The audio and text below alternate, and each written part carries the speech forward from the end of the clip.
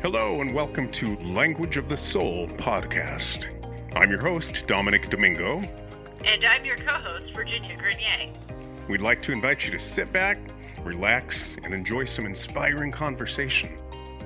Here at Language of the Soul, we know that life is story. Individually, we're the products of the stories we tell about ourselves. Culture is the amalgamation of the stories we weave about the human condition. Here's the thing. Individually and collectively, we can write our own story. Thanks for tuning in and joining in the march toward human potential. Hi guys, thank you so much for tuning in. We have a really great episode today. Virginia and I are both very excited to have today's guest on. She's a psychotherapist who brings spirituality into her practice. Before we invite her into the room, though, I do want to say we're going to start with some clips in what we call the green room. Oftentimes we, prep our guests before beginning our interview. Not oftentimes, every time we prep them in the green room. But sometimes magic happens. If you talk too much, then you kind of wish you were recording it. That happened again today, where such great content came up that I've just got to share it.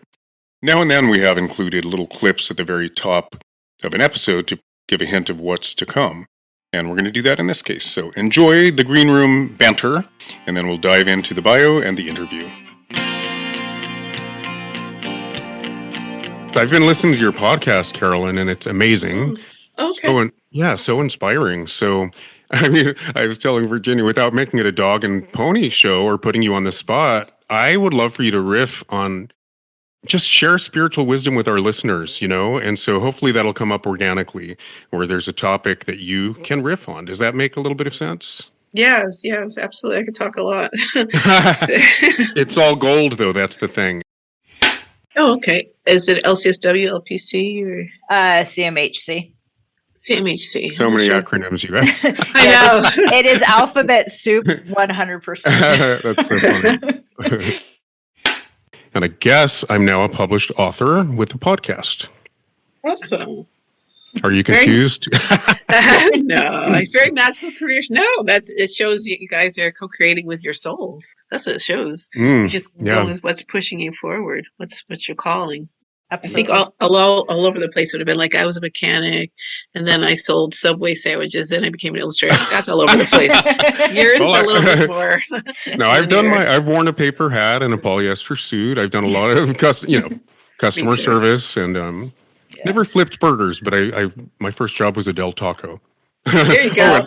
And my weirdest job was, Virginia, you've heard me say this, basically breaking up a balcony with a sledgehammer while standing on it.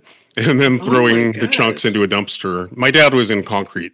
So I've done my hard labor, but you don't put that on the resume, right? Yeah, well, maybe. Humility. And a spiritual resume is awesome. Humility, Oh, yeah. No, it makes you who you are. And I fully credit my dad with all those, right? Typical, like the value of $1 and the value of hard work. And I do nowadays distinguish between drudgery and inspired work. But it builds character. How about that? Well, like breaking up cement is like breaking up the ego in the mindset, and like getting and standing on it is then releasing and trusting the universe that will take care of you. So I think. I wish we were recording right now, because that's just what our podcast is about. Life is story, and just on the fly out of my mouth, right, comes that story. It's about the foundation of socialization as well. I was 16 when I broke up that balcony. So I love that you seem to be really keyed into this symbology of life and the spiritual journey. So I'm counting on it, man. Carolyn Coleridge is a licensed psychotherapist and an intuitive and healer with 30 years of experience. She is licensed in California and Connecticut. Carolyn has appeared on CNN International demonstrating energy healing and has appeared on the USA Network. Carolyn was a former faculty member of the Pediatric Pain Program at UCLA, a complementary alternative medicine program where she was a Reiki master. She has taught spirituality and mental health in a major HMO in California, helping people to find their soul purpose. She is also a meditation teacher on the Insight Timer app. She is a clairvoyant and hears messages from spirit. She has written 3 books: Honor Your Spirit, soul wisdom, and the workbook, How to Work with the Universe. She is a meditation/mindfulness teacher and has just opened Conscious Creations Meditation and Healing Center in Bloomfield, Connecticut. In her own words, I have been working with the soul essence of clients as a psychotherapist and intuitive. I help people find their reason for being. I am also a mindfulness teacher and energy healer. I have taught clients about working with the universal dialogue, which is similar to hearing the language of the soul, the name of our podcast. Welcome, Carolyn Coleridge. Thank you so much for having me. I appreciate your invitation. Of course. Thank you for being here. Mm-hmm. As Virginia said, we're going to start kind of in an organic way. We're trying to get back to the more conversational tone we started out with in our early days. And in that spirit, I want to ask you a rote question that we've been asking all of our guests to stay on brand for us in the spirit of our podcast. In your practice and in your life, I'm surely you've developed some views on this. What do you feel is the traditional role of storytelling in culture? And part B, has that evolved over time? Yeah, well, deep question, a great question. Gosh, storytelling is so powerful for many different ways and levels. One, to hear people's stories is what I do as a therapist all day long. And for many, many, many years. So when they're telling their stories, I'm listening to their soul, actually, because within the pain, sometimes there's this, I call it the golden thread of why they went through certain experiences to get them to the place they are right now. And if it's a place of being stuck, then I help them to move forward by, suturing up that wound and then saying, well, what did you learn from that? And what the spiritual lessons, because every difficulty, every tragedy is a triumph to learn something. And if you've learned it, that lesson will go away. And then what's the next step on the spiral of your life? So that's one way of storytelling. I also feel through music, storytelling is very powerful because it kind of gives us the score of our lives. So hearing music and people writing songs or poems can also help people to grow and learn from a more metaphoric and thematic theme. And music is actually the energy of the universe, because verse is a song. So just hearing, it's right there in front of us, that those sounds of the spheres are the energies of our expressions into life. Like everyone, for example, has a vibrational signature, and that's their story. And in certain cultures, like in certain West African culture, I don't remember which one, when a child was born, they would sing the women would gather around in the forest and sing, put the baby in the middle and sing a song. And that would be their signature for life. And then if the child went astray later in life, teenage years, or whatever it may be, they would say it's a time for the calling of the song. So they bring that soul back and then put them in the center and sing their song. This is your signature. Yeah, it's deep. This is who you are. So beautiful. I feel storytelling can take so many different forms. And I also feel the narrative, which is like storytelling of your life, is your soul's journey, is your ability to live your life listening to the messages that come within your spirit and then creating a story about it. And sometimes the story is being rewritten. That's why Hollywood's so powerful, is because we can rewrite our stories all the time. With the director, with the actor, with the cinematographer, and we can change it to be something different. So we can co-create our stories to align with the universal wisdom, and then clear our karma and go back home at peace. This way. Yeah. Wow. You sure deliver, man. That was beautiful. Wow. Yeah. Good stuff there, man. And I guess I'm going to already let the cat out of the bag. I have listened to several episodes of your podcast, and you're a great storyteller yourself, because I can tell you have an outline. I don't want to speculate or analyze your podcast, but it seems like you have an outline, but you clearly have a lot of wisdom available on the tip of your tongue. And so I just think you're a great storyteller. There are about 12 things in there that I want to follow up on because the imagery is so vivid. And I kind of like your turns of phrase, if that makes sense. When you said, I don't want to put words in your mouth, but you drew the connection between universe and our song, Verse. You had an episode called Maligned or Aligned.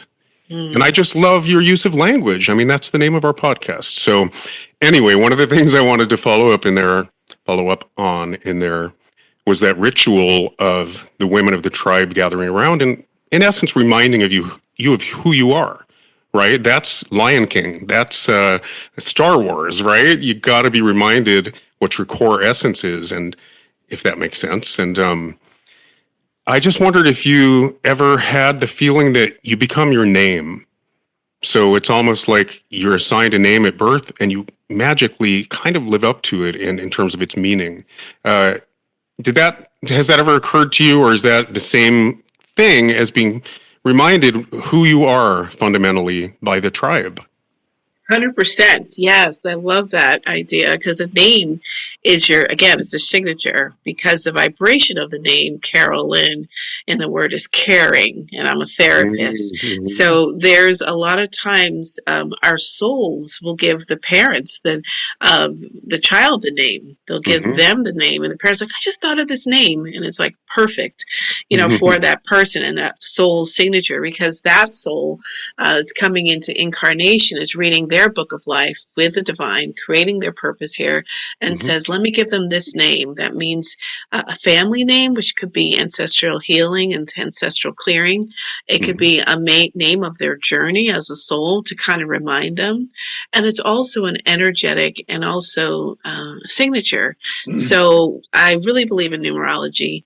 And if you do the numerology of your name and of your birthday, it will tell you your energetic signature, because one of the universal languages is numbers.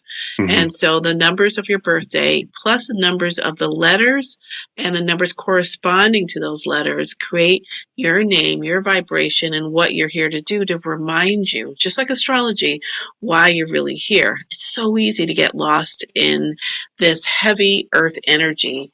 The other side is very light and beautiful and pure.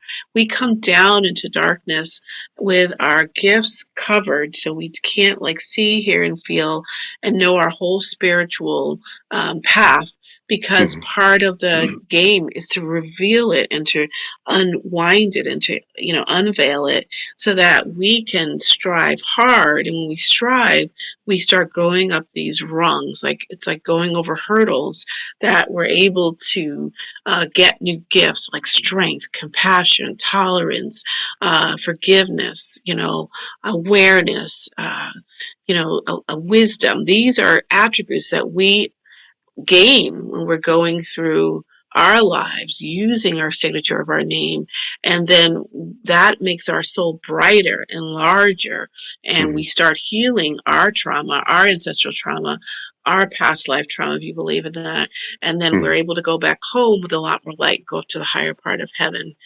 goal accomplished. So yes, I think the name is very powerful. There's a great story in Hollywood, where I lived in LA for 20 years, about Pamela Anderson and her name.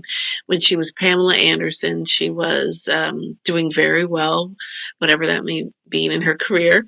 And then when she got married to Tommy Lee, and it was Pamela Anderson Lee, everything went wrong. Things were not working. There was abuse, there was violence, and I don't know if she went to a numerologist or the numerologist talked about that when she changed back her name, and then everything realigned. So we have to really understand these energy signatures. I'm born on April 19th. So every time I see a 4 and a 9, I'm in alignment.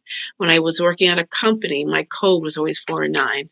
When I get an address, it always came to 19 or 4 and 9. And my office, I didn't know if I could afford it in Beverly Boulevard in LA.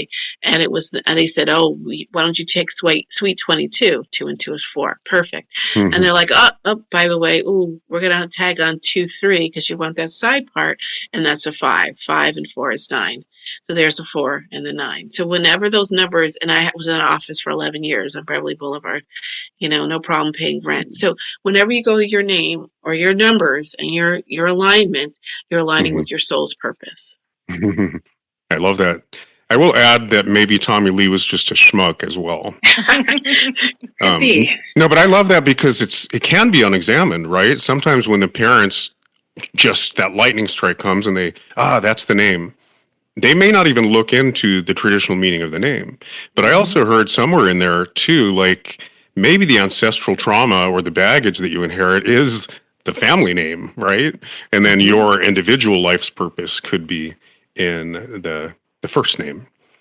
Interesting stuff, though. Yeah, I just think it's fascinating. As an author, I put a lot of thought into how I name my characters, right? Have either of you seen It Ends With Us? Yes. Okay, well, that came from a book, a very popular book, right? And I haven't read it. Have you read it, Virginia? I didn't. My two younger daughters did, but I saw the movie with them. Right. So popular, and whether that's a good thing or a bad thing, we're not going to speculate. But popular book, which became a movie.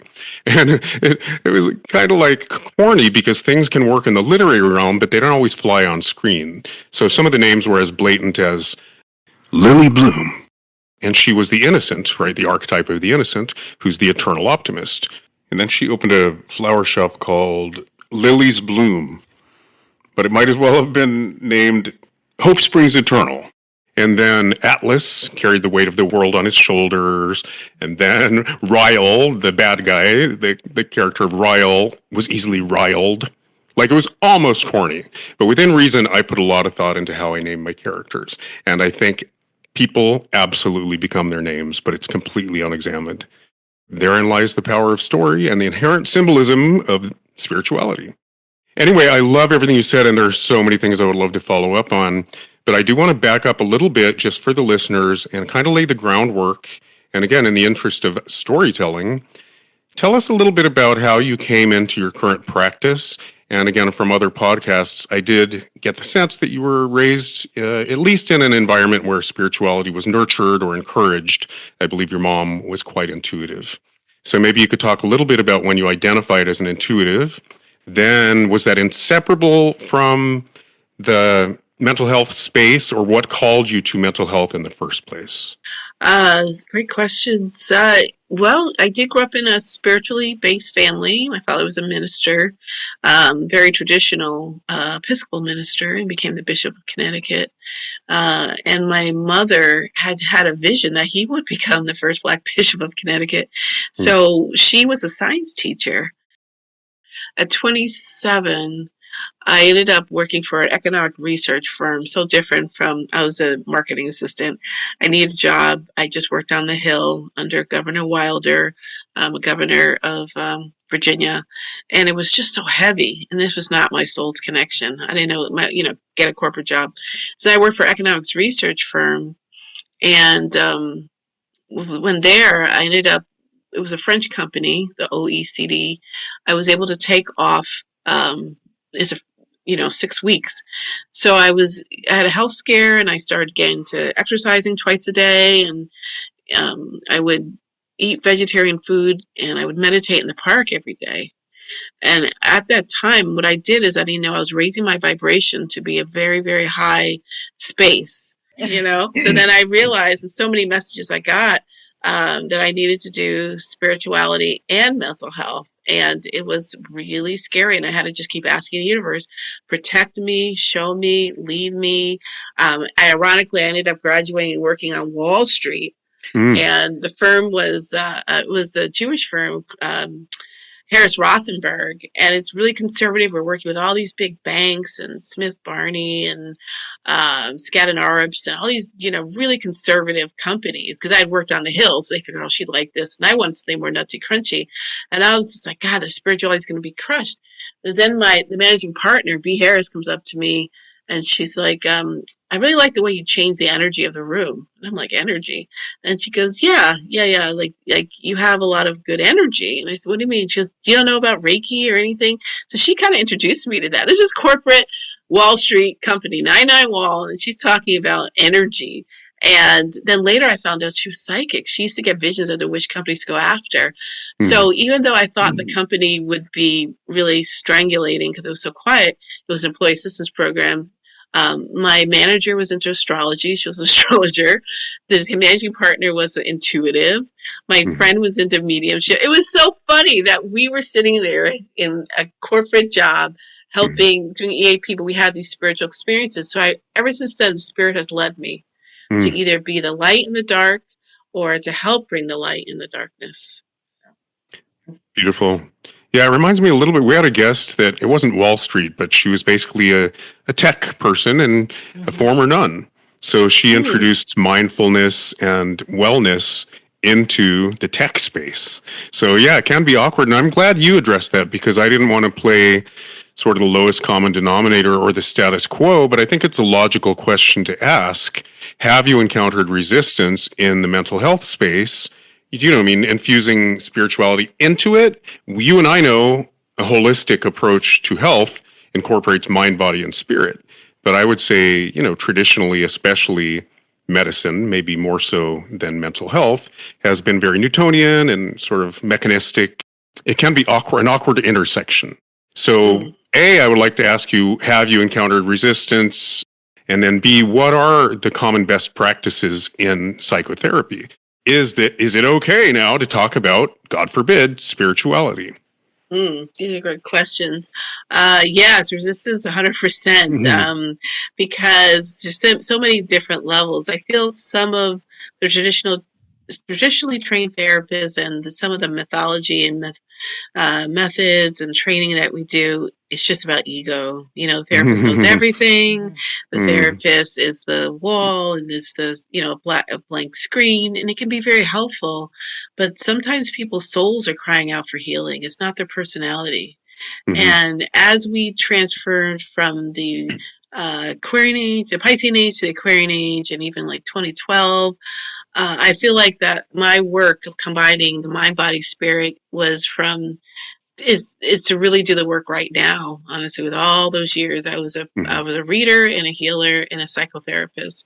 And in companies, they don't like the fact when you go outside of they call it evidence-based practices. They don't like that, and they always have thrown it in my face. But that's for the personality. But a lot of these younger, they used to call them indigos, and now we have a strong queer nation, you know, queer kids, and we have people that are empaths. They're very, very sensitive. These are older souls coming to open us up and to teach us. And they need a soul connection. They need Reiki. They need how to cleanse their energy. I did not grow up with 1,000 channels on my TV. There were 13. Same here. I lift up. You remember there was literally the networks were 13, and you physically had to walk across the room and twist the knob, right, to go between the channels. But then the first cables were on TV. Do you remember on TV? And what was the other one? Anyway, and then VHF was the home of, right, all the bad stuff that didn't deserve to be on network television. But yeah, on TV and Z Channel, that's the one I was trying to think of. Z Channel. Anyway, go on. Oh, no, that's so We're true. so bombarded now, though, right? There's so much noise, I would call it, so much content now. Yeah, and a lot of it's not even true, and that's why. And the poor, you know, not the poor kids, but they grew up in that, but they can't hear their own voices. Yeah, that's a whole conversation right there. Yeah, they're hearing everyone else's opinions, and then they're, you know, forgetting what their intuition is, why they're here. What's happening is that a lot of these empaths feel overwhelmed, and what a perfect storm, and I don't like the word perfect, to be overdosed on opiates, because who wants to hear all this stuff if you're an empath? So that's why all these meditation centers and mindfulness apps opened up, because there's just too much stuff going on that's getting people away from their spirit and going more into the ego. And we have Sorry, would you say it's an arc though? Like maybe we're in the age of Aquarius, right? And we've been on this path for a while. And then again, you sound similar in age to me. I'm not sure, but I would say when, you know, all those horrible talk shows in the 80s and 90s started kind of exposing what was traditionally swept under the carpet in terms of social issues, family dynamics, but also the New Age movement. You and I rode that wave, right? And I think it's become more and more mainstream. And I personally think we're on the right path, you know, where, yes, Western medicine is finally acknowledging the mind-body-spirit connection and holism. And then maybe mental health is, you know, going in the right direction. Do you see it continuing on this path where it's no longer demonized to use the word spiritual, for God's sake? I agree. Yeah. Well, I think everything is. I think the universe is. I believe in universal wisdom. I'm a universal teacher, Mm-hmm. and that the universe like brings all these empaths, but it's because to teach and help us. They're meant to be here. All these channels, they're meant to be here. Like we're showing the dark and the light. There's the word psychic, which means of the soul, and psyche means of the mind. They have to go Mm-hmm. together. So the soul is becoming more prominent to be evaluated, to be understood, to work with. And I do believe that younger souls well, I say younger people are older souls coming. Every soul that comes in is more and more advanced. And that, yes, mental health is more open to it because I've been doing this for 30 years. And a Mm-hmm. lot of people, when I am in clinics Mm-hmm. and I talk about spirit, I was trying to bring people back to the universe, back to God, back to whatever they call it. I don't want to, so I couldn't Mm-hmm. talk about religion. So I call it universal knowledge. Like, what is your Beautiful. spirit? Mm-hmm. And everyone Well, is but looking. what Yeah. I'm hinting at is like even in education, they're now teaching intelligent design for a reason. And Mm-hmm. again, to be real specific in the in cell biology realm and even in medicine, I would say the Eastern, and you're a Reiki master, so Bruce Lipton would call them energetic superhighways in our bodies, right? So when the Newtonian model is to treat everything chemically, right, through diffusion through the cell wall, right? And we now know there's actually non-local energetic communication, right? Not just our thoughts and feelings, but maybe from collective consciousness because it knows what it's doing, right? I just think every field is beginning to acknowledge the energetic, if that makes sense, non-local communication. And that is the collective. Again, so many words, right? Universal intelligence, collective consciousness, God. So I see it happening in every field, but much slower than we would probably like. Yeah, I agree 100%. Like when I doing a presentation, and the presentation is called a video on YouTube, when the forest, how the forest heals people, and how the forest bathing, and that's natural for nature. That's in mental health, and people are like, "Oh, that connects to my soul." And I would ask people, "What's your spirit?" And they say, "I don't know." And I said, "Have you ever felt burnt out, dead tired, drained, or exhausted?" And they Mm-hmm. all look at me like, "Of course, those are normal words." And bring in the new age. I said, "Well, Mm-hmm. burnt out is fire. You need to be in the sun. Drained is water. You need Mm-hmm. to have more water, and the ocean.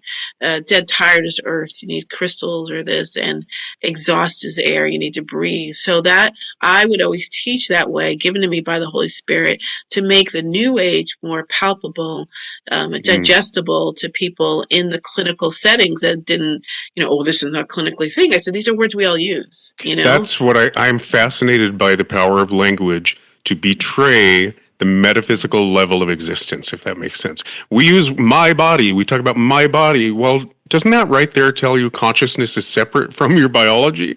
And yet we use this language, right? And nobody wants to believe in the things that are less than empirical. Right?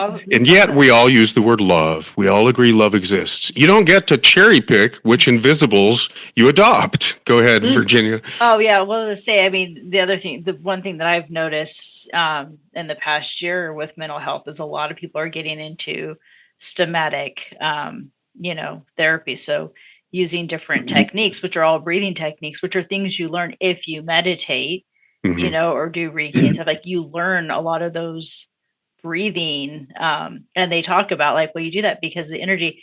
And I mean, even with trauma, they talk about how trauma lives in the body. Like it's an energy that is in your body, that you remember those things. You remember the traumatic events. Mm-hmm. You even remember the joy, so it's interesting, and I love that the bridge is starting to happen between the two, because we do need to listen to our bodies. Our bodies, I think, are ultimately our own storytellers to keep us. I feel like we're wired to understand universal wisdom. We are wired to be intuitive creatures for our survival, right? And then I liken this to, you ever seen a news story about, new study shows that overeating causes obesity? It's like, really? Really? And so there are conventional wisdoms, and our language is fraught with colloquialisms, right? And conventional wisdoms that speak volumes of truth about the nature of metaphysics. And yet, right, it's a slow arc, and I love that we're finally acknowledging it. You mentioned, Carolyn, the word psyche a moment ago. To me, people get really uncomfortable in certain contexts if you use the words soul or spirituality, right? It used to be very taboo in the mainstream. But it's like the way I put it is no. I'm sorry, Virginia. You heard me say this. Like, don't clutch your pearls. I'm just talking about Oprah's spirituality, mainstream, palatable spirituality. And the best way to put it is anything that's not your body, right? So the original, I believe, in Greek, the term psyche did mean mind, but it also simultaneously meant soul. It did, yes. So anything that's not your body is fair game. Anyway. Well, no, you're right. And then with yoga being so popular, I use a lot of the chakras to connect to, people. Because if you so I would put out pictures of colors, and I said, just grab a color. And this is in mental health. This is in intensive outpatient programs, these presentations I would do. And these are people that are all pretty depressed, either pro-suicidal or pre-suicidal or just depressed. And they pick a red. And I said, do you have any survival issues? They said, yeah, I'm concerned about, the first root chakra. I said, well, how am I going to make money? How am I going to do that? I said, you picked red. You need this energy. That's your spirit. Or they pick orange. I said, do you need to be more creative? Or, is there energy being stored there? Or yellow, and that was the power center. And, our stomach used to be our mind, gut instinct. So I use a lot of stuff, Bruce Lipton, and even not Doreen Virtue, but Louise Hay's stuff. The body keeps score, and the body listens to every thought you think. Carolyn Mace, which hers Anatomy of Spirit, I think, was her book. So I would pull from all these different things. And Dr. Emoto, remember him with the water? Yeah, from What the Bleep. Exactly. Yeah. And I would, I'd give them handouts and how, what your body's changing because of, it's 70% water and what you're thinking. So I've been involved with Mind Body Spirit for a while. So I bring that information, and people are a lot more open because this, I worked at a major HMO in LA, and very conservative. And I would, every week for 8 years, I would be presenting this stuff, and I would always get the longest lines. If you looked on LinkedIn, I have 96 testimonials using spirituality, and people aren't saying, oh, she's a great therapist. They said she's a great reader. And I couldn't believe that they in a public site use those words. Yeah. The intuitive healing. And then I connected when I was on CNN with Judith Orloff, who's a psychiatrist who talks about intuitive empath. That was her term that she really made it big and large, and talked about how empaths are wired differently. Why is that happening on the planet? Well, we're overwhelmed with all these different television stations, and getting away from our spirit. And our body truly is a temple, because if people can pick a color of a sheet of paper, that's exactly what they're working on. That means there's a wire between our intuitive, our spirit, and our bodies. So this is all intertwined. So to answer your question, yes, I feel like mental health is getting more and more open to it. And I've been going back and forth for years, and I've, quote unquote, never got caught, meaning, anyone could really go after me saying she's a licensed therapist, but she's a professional reader and a healer. You have, like you said, the Bruce Liptons of the world, and you have Deepak Chopra, who, of course, a certain subsection of the population is going to call them quacks. Other people, and I'm sorry, I'm sitting here looking at the chart of the different chakras as you're speaking with the colors associated. Doesn't it just resonate? I mean, when you have several, let's just call them philosophic traditions or spiritual traditions that are kind of employing the same tenets but using different semantics, that's credibility right there. And so I just think science is catching up, that's all. And so when it resonates, maybe that's why it's inarguable. There's really nothing to say. Anyway, I just wondered, it's a natural question to ask, is there resistance? Do you find there's a space for mental health that incorporates spirituality? I mean, I think it's more and more mainstream to acknowledge holism, mind, body, spirit connection. But I don't know, and maybe you do, Virginia, what sort of ethical? I was just guessing you encountered resistance. I think we all agree the mainstream is on the right path. Well, Virginia, I know you're studying, right, to get your master's? Yeah. So you're probably right in the mix of it, where everyone's like, "Oh, there's no scientifically proven." Is that true? Yeah, I have one professor who actually even told me that Maslow's theory is not provable if you do the But it isn't all of psychology. It's just different I know. models to. It Hold on. It's just semantics. And it's a great way. I mean, they contradict each other, right? I mean, Freudian terminology is actually different than Jungian, and then you throw Maslow in the mix, and they're just systems for understanding the human condition. And people get hung up on the semantics, don't they? They're different. I mean, that's what they are. They're theories, they're theoretical orientations. So you could call all of psychology a pseudoscience, right? If you wanted to. Pretty much, yeah. A lot of medical doctors do, actually. Right, Yeah. right. But so I tend to fall into the humanistic. So I'm existential, but I tie in narrative with my viewpoint and person centered. So yeah, I tend to fall in more of the philosophical side of the equation. But it seems like since, and I would love for Carolyn's, input on this, because she's obviously licensed and has been doing this longer than I have. But it seems like now that they're focusing more on cultural awareness in mental health, it's allowing more of that spirituality to come into play for the clients, because it's part of who they are, versus like, oh, like at the beginning we were saying in the podcast, you're hearing voices, you must have a psychosis, versus, oh, what is your cultural background? What's your religious background, where that would be normal in some cases. Yeah, I think that it would be nice to think that everyone kind of thinks like us, that it just makes so much sense. It does. Body, mind, spirit, body, mind, spirit. But you would be surprised when people are writing their little grants or trying to get, like published, that how this is really poo-pooed still in many circles. I mean, I think it's great Judith Orloff got out there and she taught herself intuitive empaths, and how she had a vision. Her first book is called Second Sight. She had literally a vision of her client overdosing. And then she's like, okay, I'm a scientist. It's just a dream. And then her client called her next day and said, I tried to overdose. So she was right. She said, I'll never dismiss that. And I've had experiences like that. So, but there's it's just like how the changing of the guard, there's still these Freudian old, because some of the Freudian stuff about dreams, you're psychotic if you have dreams about relatives that are, dead and stuff like that. And a lot of us are, quote unquote, coming out of the closet. Like when I worked at a mental health, a partial program where people were just hospitalized or preventing them from being hospitalized. We had a psychiatrist who was a healer, a pharmacist was a healer, and I was a healer. So we would be the ones that would normalize them, say, no, they're not psychotic. They saw a shadow and that was their relative, or they saw this, unless it was full blown. So a lot of us are quietly going in there. I think it's a lot better than it was years ago.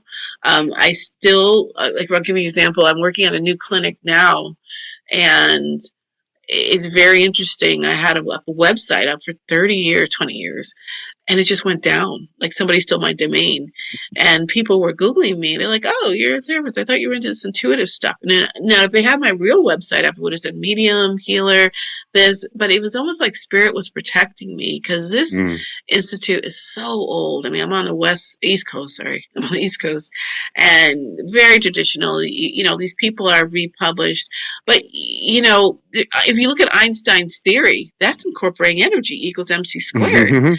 Right. Then sorry, it's sounding like divergent versus convergent thinking, right? Yeah. We are getting a little more sophisticated, again, slower than we would all like, but I think society is beginning to take seemingly opposing thought forms and synthesize them.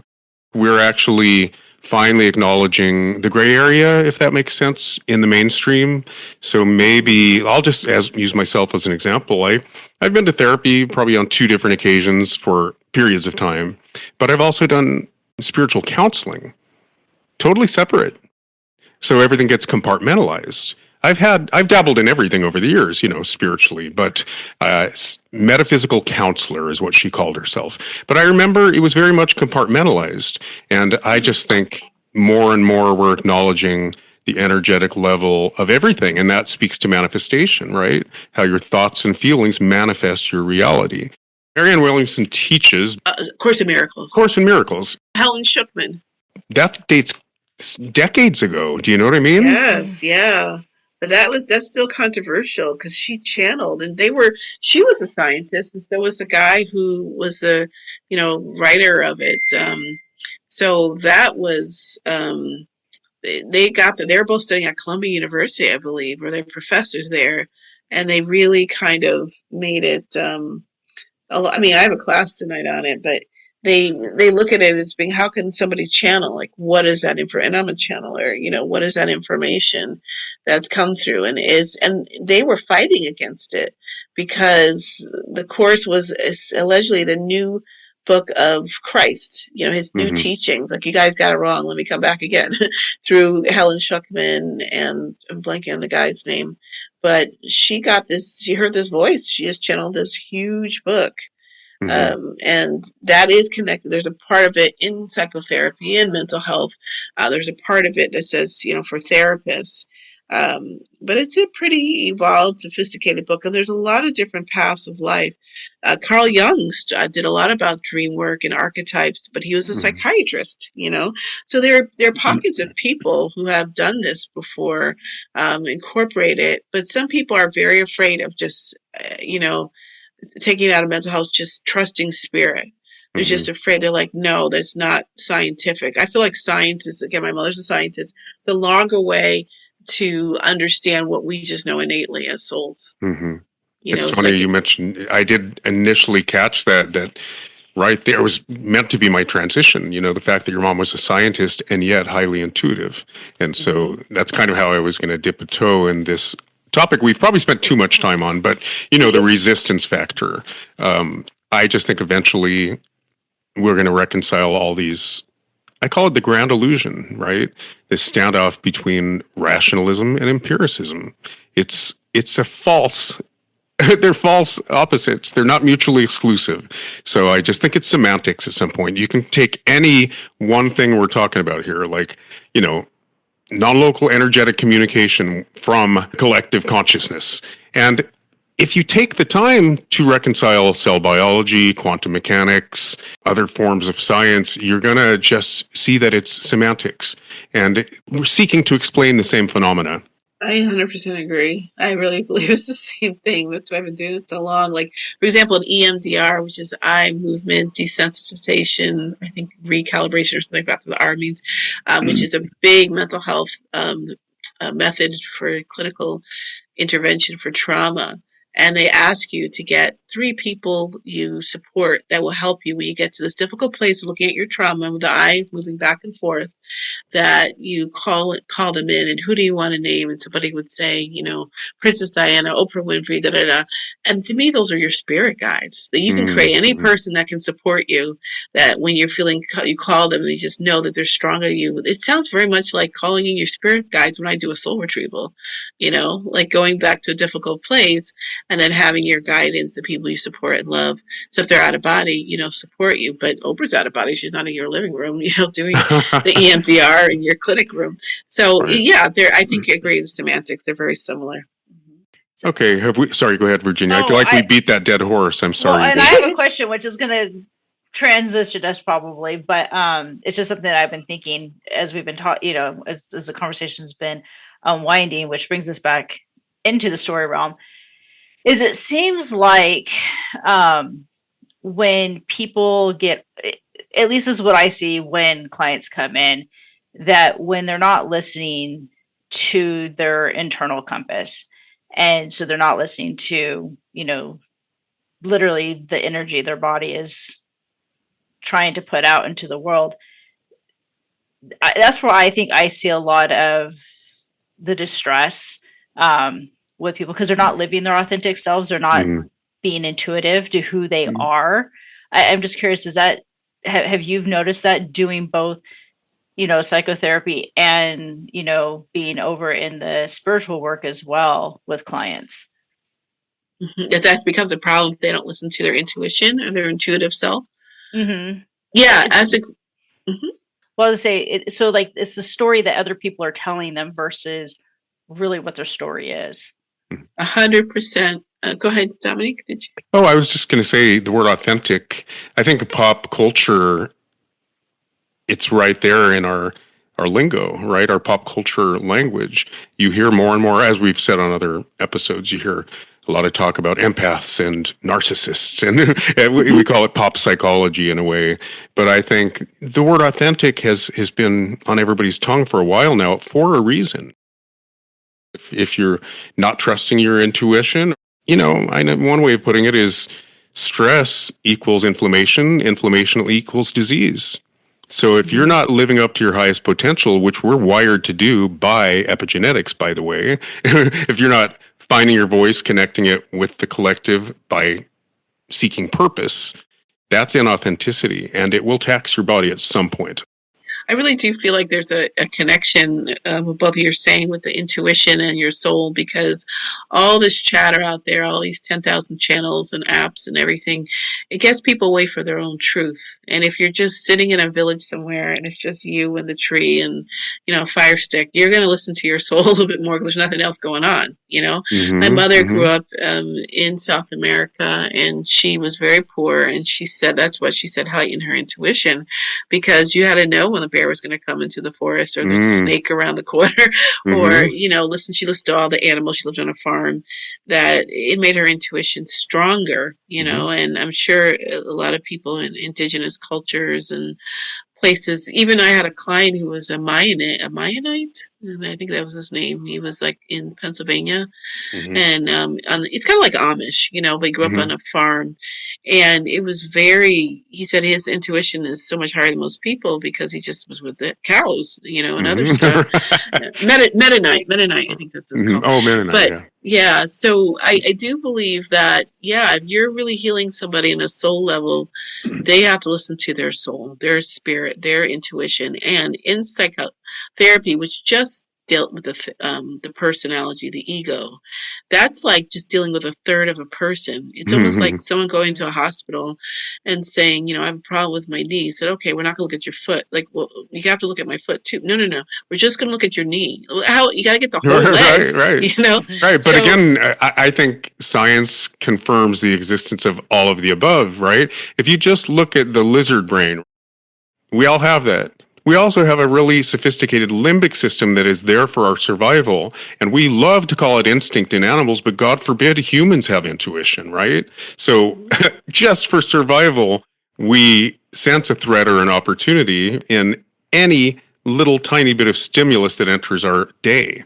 And I just think we're slowly acknowledging that it's a different vocabulary for the same phenomena. I don't know if that made sense.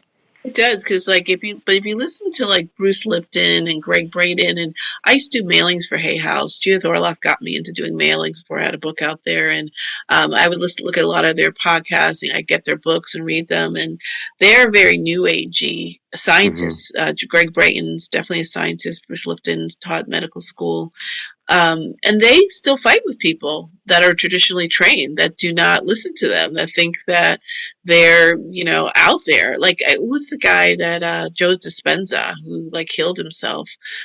He's a chiropractor, I believe. So there is people that are on the fray, but when you're getting a lot of grants from certain, NIH or other places that they're just like, you have to prove this, because a lot of science is like A plus B equals AB.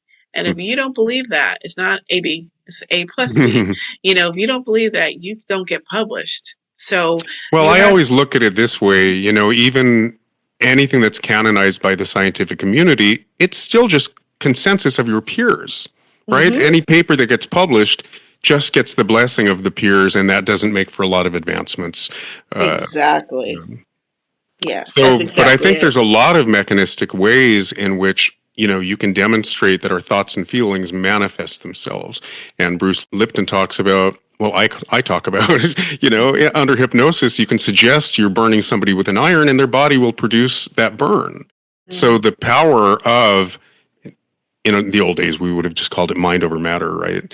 But the power of our thoughts and feelings to manifest is immense. And I think there's a million ways in which, again, science, whether it's cell biology or even quantum mechanics, supports that. Yeah, like for example, Brian Weiss, who's a psychiatrist, he's Yale trained, and he wrote the book Many Lives, Many Masters, and that's when he was working with a client who, when he said go back to the beginning of your trauma, and she went back to a past life, which he had no clue about back then. Now he's an expert, but that was a really risky thing for him to go out and do it. People, I think he got kicked off the board or he lost his license. Something happened. That was years ago. But there's a lot of people opening up, pocketing, saying that combining both. Because I know as myself personally, I always have to watch what I do. Like for example, I was I had a patient who had a legal problem, and I've only gotten like one subpoena, and that was it, in 30 years. And he was in the postal worker, and they wanted to his lawyer or his what do they call it, mediator, was saying, well, she's into a lot of weird stuff. She works for this major HMO, but she's into, like trusting your intuition. And the judge was like, that's nothing to do with her job. 9 to 5, so it doesn't matter. I was like, but he was trying to look at me, making me look like a quack. That's why I thought he was, homicidal, which he really was. But it was just interesting. I mean, that was like me sweating bullets, and like working at that firm on Wall Street, and then my boss was like an intuitive, broker, so to speak, but I've always been protected, and I've always asked the universe to protect me in these settings. But when I go to traditional settings, they do side-eye me if they find out. She's a witch. She's a witch. Yeah, exactly. Oh, yeah. And that's huge. But there's probably so many closeted spiritualists on 100%. Wall Street, in the tech space. Yeah. Yep. Because we're all souls. That's the basic. That's my premise. We're all souls. That's why I just threw it out there that the truth resonates. I'm sorry, universal wisdom resonates, and maybe sometimes people have political reasons for not acknowledging it, like the funding in the pharmaceutical industry. Blah blah blah. Mm-hmm. I'm so sorry we got hung up on this. I'm looking at the clock though, and I'd love to steer it back in case that's what you didn't plan on talking about and it dominated the episode. Maybe we'll have you on again, but I also, just believe it or not, want to ask you a kooky question. Virginia and I, before you came into the room, I threw something out there. I want to ask you 2 questions, and hopefully you'll have something to say about them. And you'll have an opportunity at the very end. We'll put all your links in the episode description, but anything that's really on your radar that you feel called to share with our listeners, anything you're really motivated to share with them. I'm going to prompt that in just a moment. But just for fun, Virginia and I wrote down what's on our radar, our respective radars this morning, right? Because it can change overnight. And I wrote down a one-word theme that's really been recurring for me, and Virginia wrote one down. So we just thought, hey, if we prompt you without making you a dog and pony show, do you have anything? Because we found on this podcast that magically there ends up being a common thread that presents itself, right? That's the nature of dialectic and conversation. It's just kind of magic. So is there anything you're called upon to share at this moment with our listeners? There's so much, but I guess one, intuition and ascension. I think we're in it right now on the planet. We're in a big ascension time, meaning we're trying to grow as souls through all this chaos and negativity and all the darkness being revealed to be shed in the light. The Pluto, I forgot what they call it, the Pluto coming back from 1700s to now. And I think people have to realize that we create our reality in many ways. We can co-create, and that we have to think about other souls and how, and that's like, this is a task. This is the time of the old souls. Like, that's why there's 8 billion people on the planet. They're here because they really wanted to grow. And that's why it seems so heavy and messy and so polarized, is because what are you going to choose, the light or the dark? And if you choose the light, you ascend out of your body. And I'm teaching a lot. I've been connected to a couple of ascended masters, and I'm teaching a lot about ascension. And I have a group on Facebook that has like 48,000 members. Do you mind defining ascension in this context? Sure. Ascension is Ascension is when your soul hits all the marks, just like an actor on a stage, and we're actors on earth, and you begin to realize that you're a soul and that you're here to grow and learn, and you don't have to come back to this earth plane. You ascend out of this 3D mentality and go to 5D, which is when we co-create with the universe and the universal knowledge. And as you do, everyone gets a script, their energy signatures, what they're here to do. And if you really follow that path, like if I didn't follow the path of being an intuitive and a healer, I might end up, this may not have been my lifetime of ascension, but I decided to trust my heart and my soul, what I felt interested in. And what happened is that the universe just is like a lotus blossom, just kept opening and opening and open, gave me more experiences, more magic, more abundance, more prosperity. I'm a social worker. Social workers don't make a lot, but I made good money. But more importantly, my heart was filled with love and light. And I love this stuff because I'm opening up other souls to their awareness that their souls here. A lot of people don't know their souls. They feel like they grow, they live, and they die. So ascension is understanding you're a soul. The language is intuition. You're here to grow and learn, and that there's a place that you go back home, which is heaven, which is a state of consciousness. Beautiful. Love it. Yeah, Virginia, did that relate at all to the word you wrote down? So I wrote down congruence. And I wrote down alignment. Isn't that interesting? Isn't it interesting? It's the spirit. It just comes together. Yeah, well, I just think it's all related. It's all interrelated. So that demonstrated what I knew would happen. But alignment is a loaded word. And what was yours again? Mine was congruence, which is basically, which is alignment. It's integration, balance. Yeah. Sorry, go ahead. What do you care to say? What inspired that word? I know you had a crazy morning. That's just been the word that's been circling around for me, actually, not just today. It's been for the last week, because I've been trying to get my personal life and my career path life to where because for a long time, which is, going into like talking about, stories that we live, like I've never felt I have fully lived my my actual story, the story that of who that I word am. Authentic came up earlier. Yeah, was going to come up. Yeah.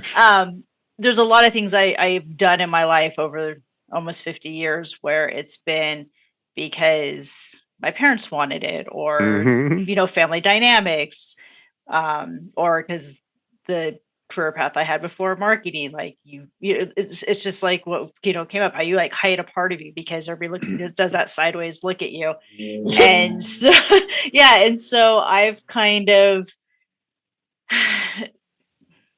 since my mom's passing, and going through my master's program to go into my licensing, I'm trying to that's what I've been working on, is that everything I am personally is also who I am outwardly to everybody else. So that congruent alignment of exactly who I am. I'm not I'm not putting on different hats. The hat's always the same. I'm just in a different setting. Yep. Yeah. Well, that word authentic came up, and I think did you get any permission today regarding your pursuits? I mean, I've always thought it's going to be interesting the degree to which you introduce spirituality into your practice. Do you feel a little more at ease about that? I do. And actually my site supervisor, when you're talking about EMDR, because she does EMDR, I'm not trained in that, but she actually does say, who's going to be your guide, who's going to be your protector. She actually uses those words, and she's like, they can be real or imagined. So it's when I've shadowed in those sessions with her, it's interesting to see she brings it in. And we do crystal work at our site. Wow, you're progressive, man.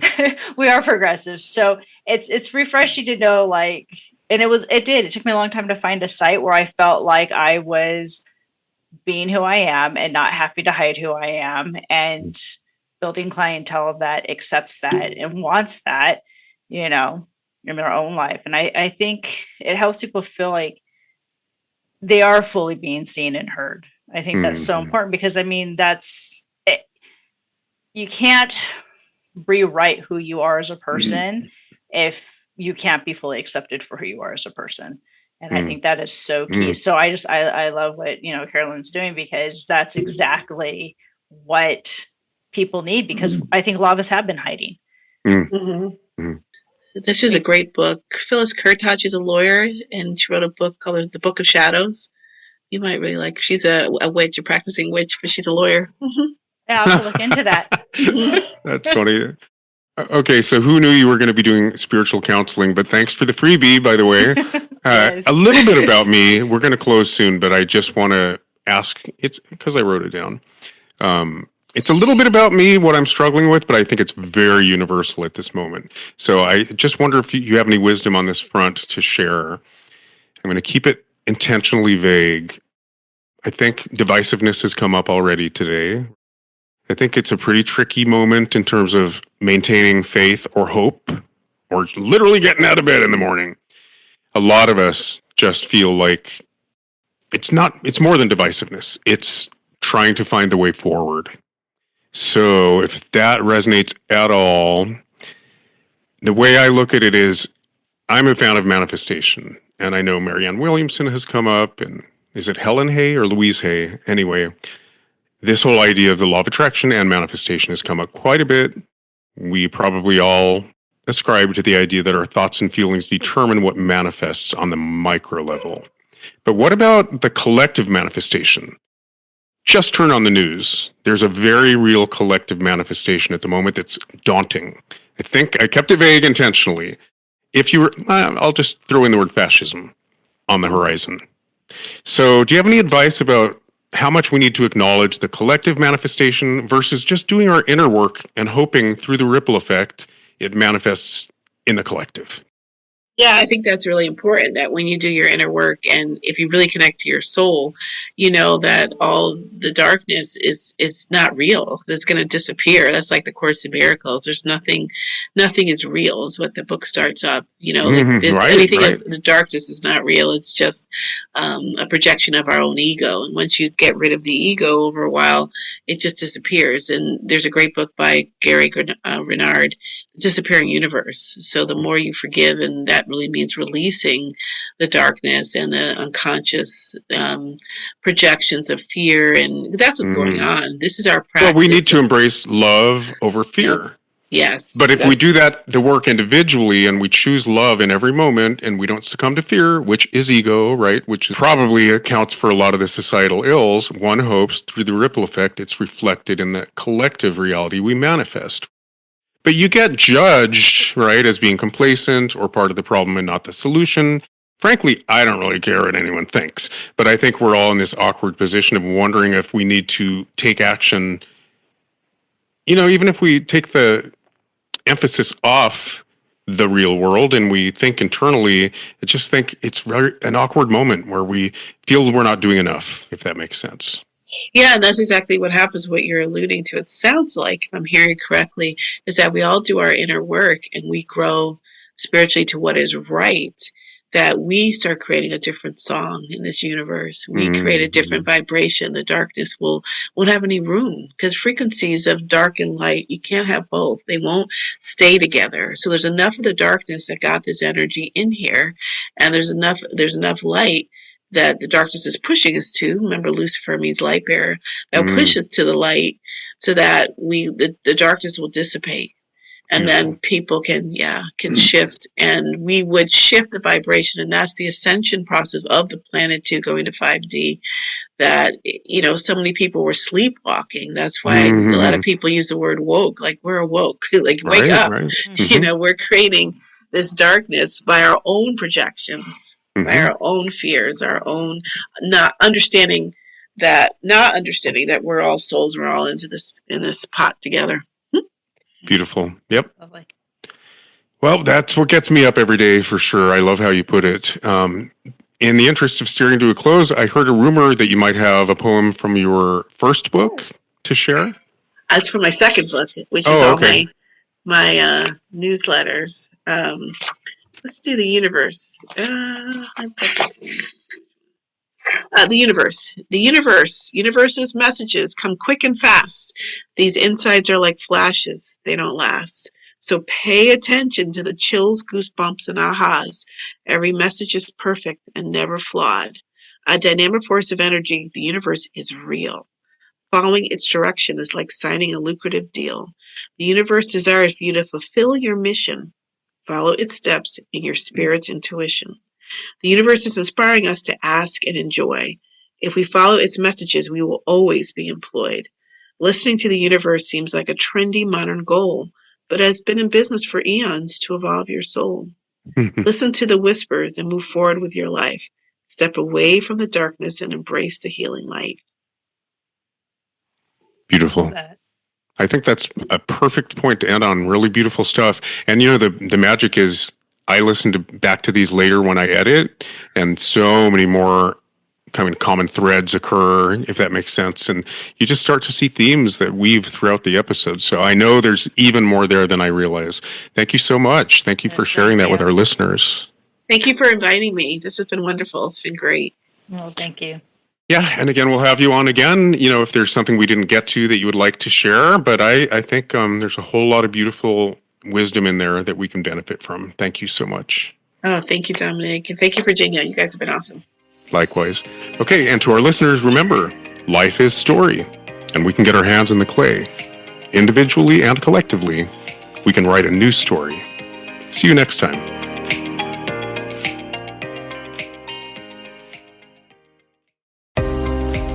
We want to take a moment to thank our wonderful listeners and supporters.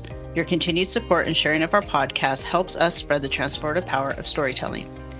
If you enjoy our episodes, please rate and review us on your favorite platform and share the podcast with friends and family. For more enriching conversations and insights, subscribe to Language of the Soul podcast on Apple Podcasts, Spotify, Amazon Music, iHeartRadio, and anywhere you listen to podcasts. Follow us on social media and visit our Patreon website for the latest updates and exclusive content. Your support helps us continue to bring these important stories to life. If you'd like to support us further, consider joining our Patreon community for exclusive content and donation options. Every bit of support helps us reach more hearts and minds.